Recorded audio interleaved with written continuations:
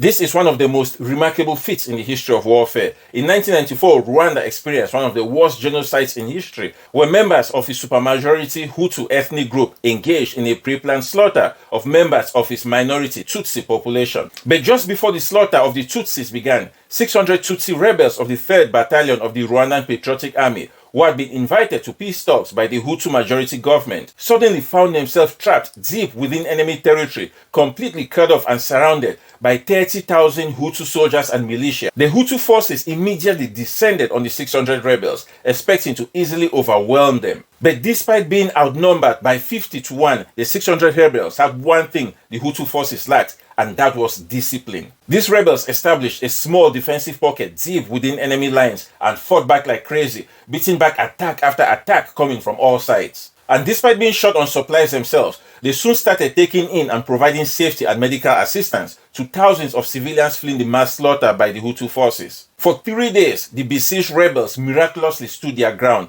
until they were reinforced by a brigade of 2,000 rebel soldiers. But instead of all the rebels now breaking out and escaping with their lives, they realized that they were the only hope left for the tens of thousands of civilians facing certain death in the hands of the Hutu soldiers and militia, who had already butchered hundreds of thousands of Tutsis and Hutus who were opposed to the killings. The 600 rebels and their reinforcements then assumed the new mission of rescuing as many civilians as possible. So they divided their small force into 3. 1 to defend the base, 1 to rescue civilians, and 1 to deal with the humanitarian nightmare of taking care of wounded and traumatized civilians. And the rescue missions they undertook sound like something straight out of a Hollywood movie, as they dispatched small teams of highly trained soldiers, sometimes disguised in enemy uniforms, to engage vastly numerically superior forces and rescue civilians, many of whom were just moments away from being slaughtered. For 3 months, the 600 and their reinforcements successfully held their position against a barrage of attacks while rescuing tens of thousands of civilians. On July 4th, 1994, a larger rebel army overthrew the Hutu majority government,